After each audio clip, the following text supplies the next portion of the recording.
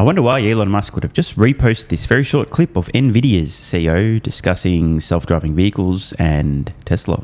Well, Tesla is far ahead in self-driving cars, but every single car someday will have to have autonomous capability. Well, facts have been spat. Both of these statements are true.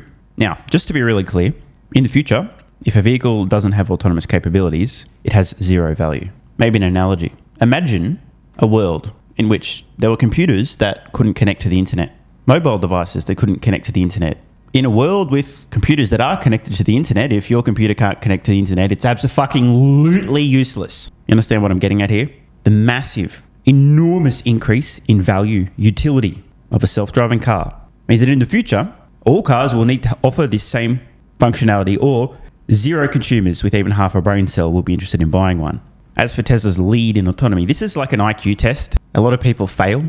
They get up to this question in the IQ quiz. There's like a red herring, like a decoy answer that a lot of people go, oh, hang on a minute. But Tesla isn't charging customers for any autonomous rides yet, therefore they can't possibly be ahead. Therefore, A is the correct answer. Tesla's not ahead. But if we zoom out a little bit, what Jensen's talking about here is strategy.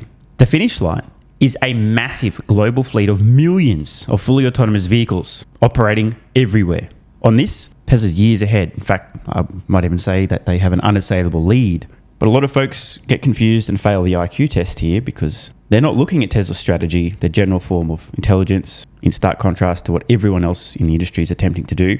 Narrow, brittle, requires LiDAR, radar, pre-mapping in high definition. They don't understand, acknowledge, or even recognize the value. Tesla's unassailable data lead, the fleet of 7 million vehicles on roads today collecting data non-stop, a necessary ingredient for solving autonomy, generalized autonomy. No one else has the fleet, no one else has the data, hence Tesla having an unassailable data lead. They don't get it, they pick the wrong answer, and they will ultimately fail the test. But hey, what would I know? I'm just some dumbass who makes videos on the internet. While we're on the subject of dumbasses, oh, what's this? The Waymo co-CEO. Wonder what she has to say. And so to us, it's really important to focus on safety, not to focus on safety and then cost, not cost and then safety. So does that mean that you think Tesla's focusing on cost and then safety? It's taking a back seat perhaps? What makes you believe that maybe their strategy with no LiDARs is less safe today? I think that it's less of a focus on them and more of a focus on what we've learned, which is that you have to be able to see at night. Today I learned that LiDAR and or radar are necessary to enable driving at night, which is great because I guess every human on the planet today who can't drive at night just install some LiDAR and radar into their brain, I guess, and suddenly they'll be able to drive at night. Oh wait, they already can. How does that work? Well, wait for it. With a vision-based system, there's these things called photons. I don't want to get too nerdy, but I kind of have to. Photons, right? They come from the sun, light, little particles of light bouncing off shit. That's how we see. Photons into our eyes, we can see. At night, when the sun's not there, guess how we see? We generate photons from our vehicles with headlights and also streetlights. Holy shit, dude. What an incredibly dumb thing to say. As co-CEO of Waymo, they are in way more trouble than they realize. So that was Waymo, who are so far ahead of Tesla when it comes to autonomy, far and away the industry leader in autonomy, and Tesla's obviously biggest threat when it comes to autonomy, aka the competition. Speaking of the competition, from autonomy to electric vehicles. As we know, BYD is currently crushing Tesla, allegedly. So what's this? BYD stock fell today, who cares, bro? After the company announced vehicle price cuts of up to 34% on some models. The price of the Seagull hatchback was reduced by 20% to 55,800 Chinese yuan, which is less than 8,000 US dollars, while the Seal dual motor trans electric vehicle, aka an ICE vehicle with a little battery in it, was cut by 34%. Turns out that BYD cut prices on 22 electric and fake electric vehicle models until the end of June. So I've got lots of things to say here. First of all, holy shit, dude, there's so much complexity in BYD's business. I feel bad for the company, bruv. 22 different models have had price cuts. I would also like to point out that 20% up to 34%, these are massive, massive price cuts. What's even crazier though is the price point of these vehicles. I've mentioned it many times before. The fact that Tesla's Model Y is outselling in China any Chinese-made electric vehicle with these kind of fucking price points is absolutely bonkers. Yet it's happening. Now, as we know, today in China, Tesla doesn't have a vehicle even close to this price point. Holy shit, dude. Tesla's not competing, at least not now in this segment. This is why I continue to point out, BYD, they're not competing with Tesla. They're competing with other companies producing products in the absolute arse end of the market. It's a big opportunity with paper-thin margins. What's stunning though, the scale of these price cuts. Why on earth would BYD need to be slashing by 20% the purchase price of an electric vehicle that was already sub 10,000? Like, what the hell, dude? Now, I've seen some very hilarious commentary suggesting that BYD's temporary price cuts in China will be a challenge for Tesla.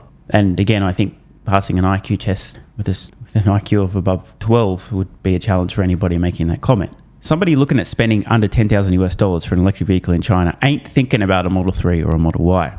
That being said, if only BYD's CEO didn't endorse Donald Trump, didn't work in the Department of Government Efficiency, wasn't outspoken on extremely important social and political issues, if only BYD had run more advertising, more Super Bowl ads, sponsored more sports teams and events, then they wouldn't have been forced to reduce prices on their vehicles. In short, BYD price cuts are obviously a direct fault of Elon Musk, and therefore I'm running for Tesla's board of directors to fix this challenge with BYD having to cut prices. Makes total sense.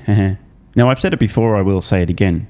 I can count on half a hand the number of companies that are profitably producing electric vehicles at scale today. 1, Tesla, although only just. And 2, well, actually, I'm not sure if there's a number 2. Now, some people would argue, well, BYD are making a small profit too, you dickhead. But here's the thing. BYD has a very successful battery business. They sell battery cells to other companies. They've been doing this for a long fucking time, bruv. And I don't know because they don't separately report financials for their battery business versus their entire automotive business. But I have a very strong suspicion that BYD's battery business is carrying their potentially loss-making, or at absolute best, maybe slightly break-even-ish automotive business. Now, they don't report separately, so I can't know for sure. But with dirt cheap pricing, an enormous amount of complexity, multiple forms of propulsion, I'd be stunned if BYD is making any meaningful money, if any money at all, from their vehicle business. It's not to say they couldn't in the future, but I think today it's possible that Tesla's the only company on the planet profitably producing electric vehicles. Looking forward to the commentary from all the very smart analysts and money managers explaining why this is somehow bad for Tesla, BYD aggressively cutting pricing on their dirt cheap vehicles. And again, to be clear, I'm not a hater. I wish BYD will.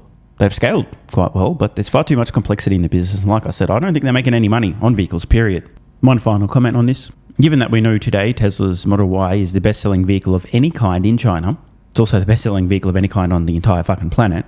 But in China, when it's competing with shit like this, a Chinese-made EV that was previously under $10,000, it's now starting under $8,000, and an entry-level 3 or Y in China, we're starting US equivalent price called a mid-30,000 range, getting closer to 40. What the fuck do you think will happen when Tesla has a meaningfully more affordable vehicle available in China and globally than today's best-selling vehicle, the Model Y, which still most consumers just can't afford? Something to think about. Elon Musk, recently interviewed, was asked about BYD and Tesla's so-called competition. Here's what he had to say. Are you regulated to have full... where are you in China right now in terms of your ability to offer that product, though? Well, we have... just get the terminology right. Understood. Unsupervised... supervised full self-driving, where there's a person in the car. It has approval in China. But whenever we release a new version, we have to get an incremental approval. Right. And at times we do have to battle other car companies in China who are trying to stop us from deploying it. It's an incredibly competitive market, isn't it? China is the most competitive market. And to the extent BYD, which is neck and neck with you, I think, in the EV race, I think it's fair to say, worldwide, correct? I don't really follow that. You don't? No. Well, they're willing, again, my question is, they're willing to seemingly offer different levels of autonomy for, I don't want to call it free, but part of the cost of the car. Do you see that as a possibility for you? Or is it always going to be that add-on and therefore that significant revenue stream conceivably? I don't really think about competitors. I just think about making the product as perfect as possible. Imagine that. Focusing on what actually matters. Making the most compelling, valuable products possible. Crazy idea.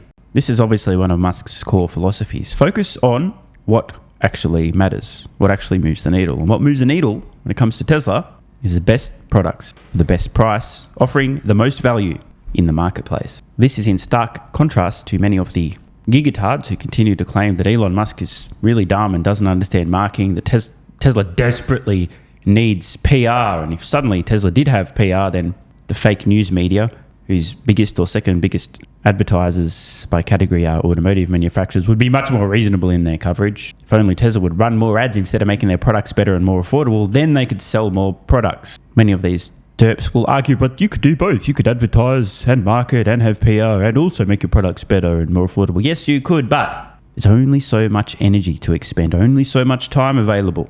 Any energy or time directed toward one thing, by default, is taken away from the other. So which is more important? Which is going to move the needle more over the long term? Making your product better and more affordable, or spending time in meetings with PR firms and working on your latest ad campaign? Same question could be asked, which is better? Make your products better and more affordable, or spend more time thinking about your so-called competition and what they're doing?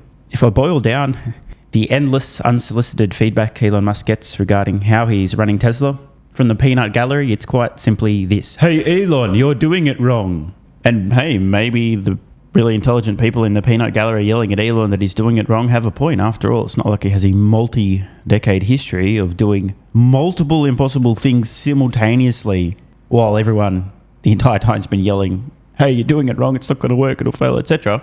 Oh wait, no, he does. So then, I don't know, maybe the peanut gallery could just shut the fuck up and let Elon. It seems to be working so far.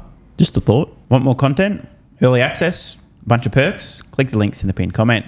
AG1 is awesome. I've been taking it daily now for more than 3 years. It's a great way to fill in nutritional gaps. It's packed full of vitamins, minerals, and whole food source nutrients, plus has prebiotics, probiotics, and adaptogens to improve gut health, regularity, and help your body handle stress. I'm always looking for an edge to help me feel and perform my best, which is why I haven't missed a day of AG1 for more than 3 years. Just try it and see how you feel. Click the link in the pinned comment or head to drinkag1.com/SMR and get yourself a free 1-year supply of vitamin D3 plus K2 and 5 travel packs.